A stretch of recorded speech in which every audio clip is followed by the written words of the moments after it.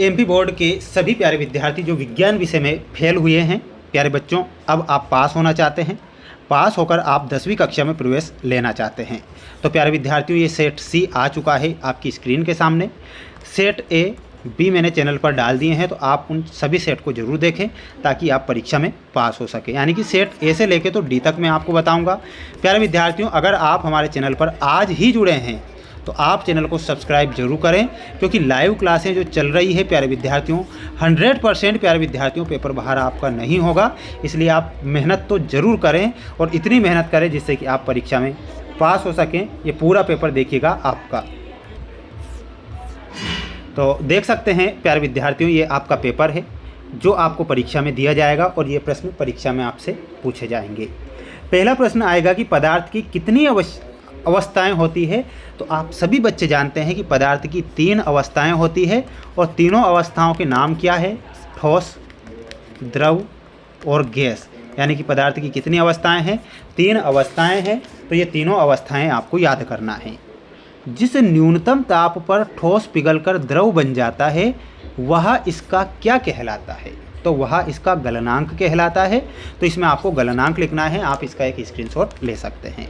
प्यारे भैया बहन, आप चैनल को सब्सक्राइब जरूर कर लीजिएगा और आपके लिए जो लाइव क्लासें मैं एग्ज़ाम के टाइम पर भी प्रोवाइड करवाऊंगा जिस दिन आपकी एग्ज़ाम रहेगी। और हालांकि डेली जो लाइव क्लासें चल रही है उनमें भी आप ज़रूर जुड़ें ताकि आप तैयारी को मजबूत कर सकें। ठीक है, तो सभी प्यारे भैया बहन हैं और सभी के बच्चों के लिए ही मेहनत कर रहा हूँ। तो आप सभी प्यारे भैया बहन चैनल को सब्सक्राइब जरूर कर लीजिएगा। ठीक है, पदार्थ की किस अवस्था में कणों के मध्य न्यूनतम रिक्त स्थान होता है? तो न्यूनतम जो रिक्त स्थान होगा वो किस अवस्था के अंदर होगा? तो ठोस के अंदर होगा। तो यहाँ पर आपको ठोस लिखना है।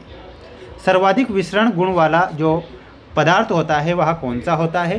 तो इसमें आपको लिखना है गैस। तो यहाँ गैस सही करना है। 2 या 2 से अधिक पदार्थों का समांगी मिश्रण कहलाता है। तो उसे क्या कहेंगे? उसे विलयन कहेंगे। तो इसमें आपको विलयन लिखना है। ठीक है, तो इसका स्क्रीनशॉट जरूर ले लेना तुरंत। मैं बार बार नहीं कहूँगा अब, है ना, आपसे। वायु एक विलयन है। तो वायु कैसा विलयन है? तो वायु गैस में गैस एक विलयन होता है। तो ये आप करेंगे। निम्नलिखित में से कौन सा पदार्थ ऊर्ध्वपातित हो सकता है? तो ऊर्ध्वपातित होने वाला पदार्थ कौन सा है? तो प्यारे विद्यार्थियों, नेप्थलीन, अमोनियम क्लोराइड और एंथ्रासीन। यानी कि आपको यहाँ पर उपरोक्त सभी करेक्ट करना रहेगा। मोमबत्ती का जलना ये किस प्रकार की क्रिया का उदाहरण है? तो ये केवल रासायनिक प्रतिक्रिया का उदाहरण है। तो यहाँ पर आपको रासायनिक लिखना है। इसका भी ले लीजिए आप एक स्क्रीनशॉट। बढ़ेंगे हमारे अगले क्वेश्चन की ओर। मेरे सभी प्यारे भैया बहन याद कर लीजिएगा, 10वीं कक्षा में प्रवेश आपको निश्चिंत मिल जाएगा। प्यारे विद्यार्थियों, टेंशन नहीं लेना है। बाबा महाकाल से मैं आप सभी भैया बहनों के लिए प्रार्थना करता हूँ कि सभी बच्चे इस बार पास जरूर हो जाएँ और अच्छे नंबर लेकर आएँ। जीवन की मूलभूत इकाई क्या होती है? प्यारे विद्यार्थियों, कोशिका जीवन की मूलभूत इकाई है। पादपों में जल का संवहन ऊतक द्वारा होता है। तो यहाँ पर आपको लिखना है जाइलम ऊतक के द्वारा। क्या लिखना है? जाइलम। समसूत्री विभाजन कोशिकाओं में होता है। तो समसूत्री विभाजन जो होता है वो कायिक कोशिकाओं में होता है। तो यहाँ पर कायिक लिखना है। पौधों की पत्तियों में पाए जाने वाले छिद्र जिनसे गैसों का आदान प्रदान होता है तो उन्हें क्या बोला जाता है? स्टोमेटा बोला जाता है। स्टोमेटा, जिन्हें रंध्र भी कहते हैं। ठीक है, स्टोमेटा भी लिख सकते हैं, रंध्र भी आप लिख सकते हैं।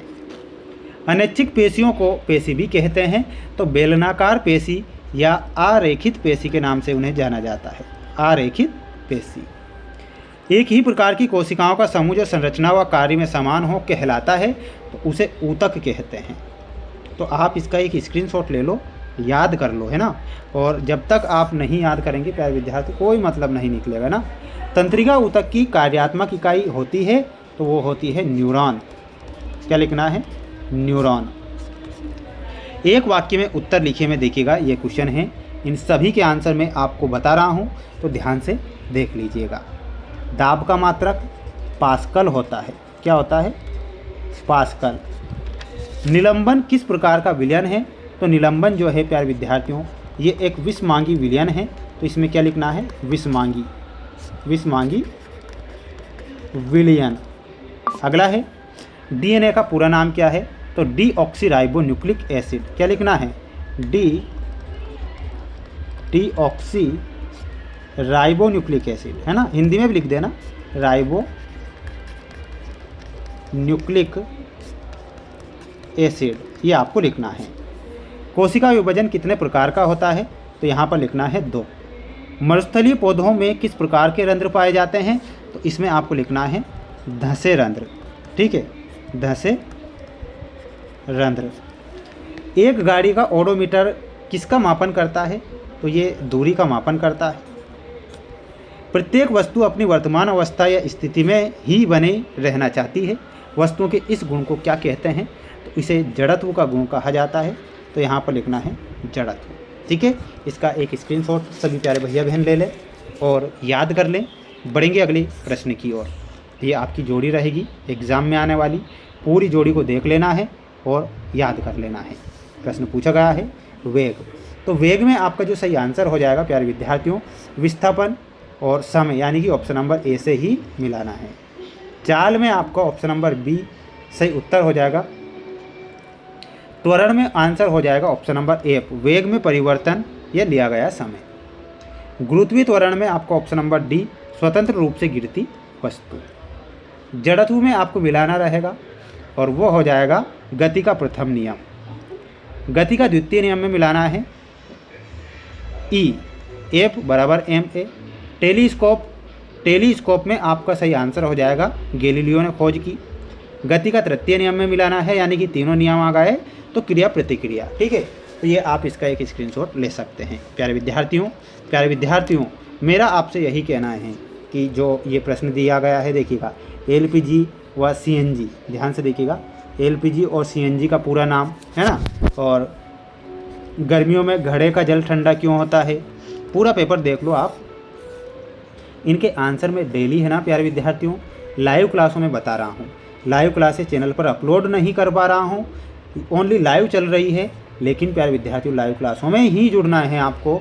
और सभी बच्चों को, सभी प्यारे भैया बहनों को चैनल को सब्सक्राइब करना है। ये पूरा पेपर जिसका सॉल्यूशन लाइव क्लासों में मैं प्रोवाइड आपको करवा रहा हूँ, तो लाइव क्लासों में ज़रूर जुड़ें। चैनल पर नए हैं तो सब्सक्राइब करके रखें। मिलते हैं नेक्स्ट वीडियो में। जय हिंद।